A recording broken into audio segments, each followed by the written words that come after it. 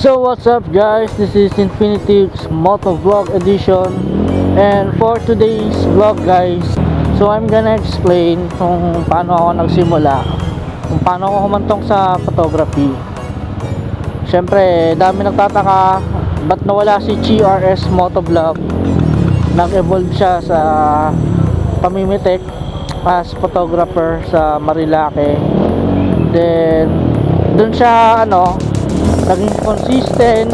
Syempre dun siya nakilala halos kaysa sa pangalang GRS Motovlog. So I started way back 2018. So I resigned to my work as computer technician. Then sabi ko mag-ride muna kaya ako, try ko muna mag-ride. So ginawa ko yun. Then nasa bahay lang ako, wala akong work, di ba? So nasa computer lang ako, nasa harapan lang ng computer. Nag-start lang ako manood ng YouTube. Then napansin ko may mga nagpa-vlog using their motorcycle, POV nila, yung motor nila, handlebar, yan ito, kagaya nakita nyo. Then doon ko siya napansin, pinanood ko yung isang fellow motovlogger ko na iniidolo, si Downshift Vinci, yun, yan, dyan ako nagsimula. Then I tried my best para kung paano umpisahan. So nag-order ako sa Lazada ng action cam, SJ Cam M20. So doon ako nag-start. Then sabi ko, try ko muna solo ride. Hindi siya actual vlog, pero nag-video ako para makakuhanan yung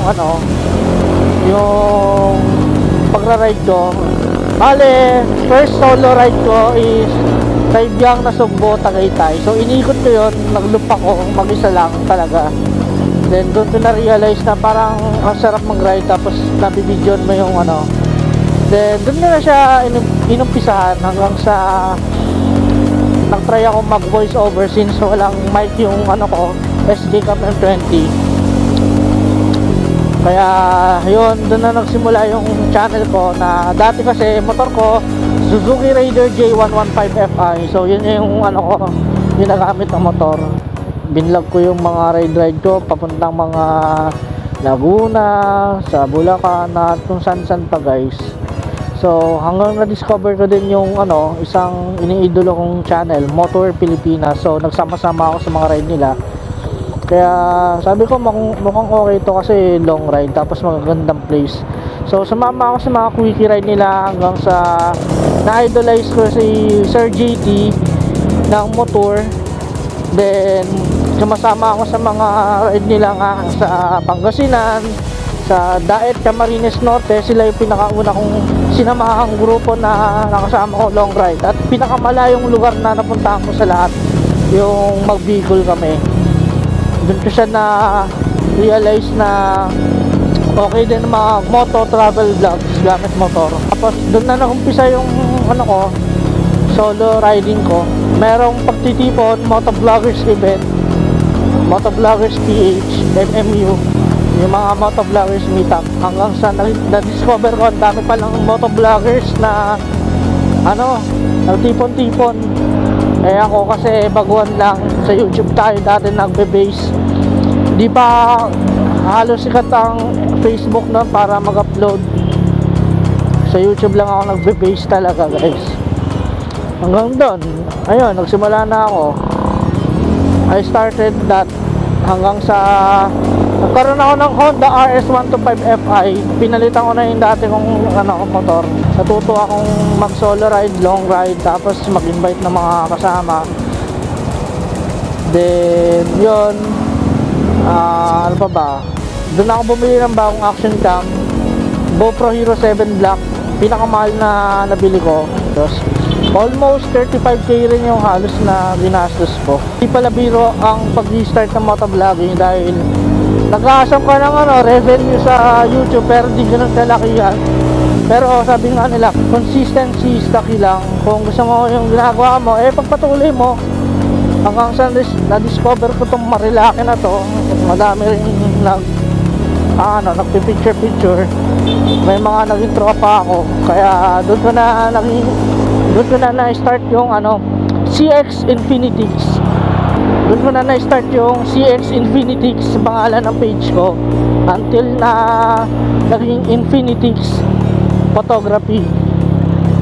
So ganun lang naman nagsimula yung page ko hanggang sa tinry ko lang muna na di ko ganon sineryoso yung photography kasi baka di ko matutunan kung paano yung ganito ganyan, di ba? Pindot-pindot lang, point and shoot lang alam ko, naka-auto lang ako pag namimitik nun.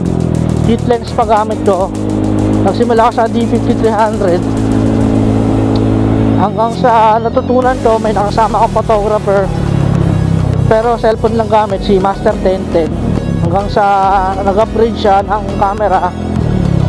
Ayun, doon na kami naging consistent kami tech.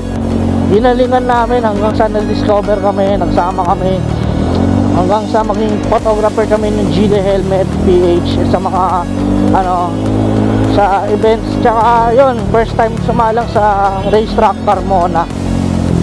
Kaya thankful ako sa mga nagbigay ng opportunity na nag-transition yung ko sa motorcycle industry as GRS Motovlog to Infinitix Photography.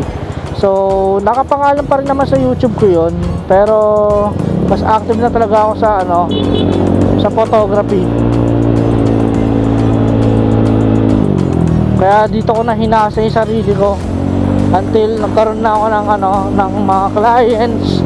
Madami nagtiwala sa akin, nakakapasok ako sa events, sa racetrack or kung saan pa. So ganun lang naman yung inumpisahan ko para manatili. Kasi 5 taon na tayo ngayon sa industriya ng photography. Kasi sa Marilake lang naman ako natambay, pero doon tayo pumasa, nagkaroon ng skills. At dumami yung kaibigan natin sa motorcycle community. Pero syempre di maiwasan yung mga paninira or what, pambabash. Kasi nasa mundo ka na ng social media. Pero kung ako sa inyo, think positive always. Gawin mo lang yung nakakapagpasaya sa iyo at makakapagpasaya sa mga sumusuporta sa iyo, dahil sila rin naman yung bigay motibo sa iyo para magpatuloy ka. Ganun lang naman guys, kasi kung papansinin mo yung mga negative sa paligid mo, wala kang mapapala, di ka mabubuhay sa mga ganyan. Kaya pagpatuloy mo lang, kasi normal lang na magkaroon ka ng mga bashers or magkamali, di ba? Normal lang yan, hindi naman kasi lahat tayo perfecto. Kaya maging masaya ka na lang kung ano yung nakakamit mo sa buhay, nakakamtam mo. Kaya yun lang guys yung yung explanation ko kung paano nag-transition yung GRS Motovlog to Infinitix Photography. Consistency is the key. Kung saan ka man mapapadpad, kung saan ka man mapadpad na dun ka, kung saan ka masaya, di ba? Siyempre, nag-umpisa ako, computer technician, motovlogger, naging photographer, di ba? So, pinagsama-sama ko na yung pinag-transition ko na yung mga bagay-bagay niyan na nagagawa ko pa rin naman until now. Siyempre, nasa computer pa din naman ako. Kaya yun lang guys, maraming salamat sa panonood ng vlog na to. Sana may napulot tayong aral sa kung paano ako naging photographer. Yun lang naman guys, maraming salamat sa patuloy na sumusuporta sa aking second page ko na Infinitix Photo.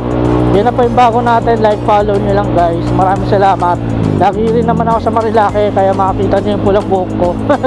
Pero ano pa man, ride safe sa lahat. And kita kits. And peace out. Bye bye.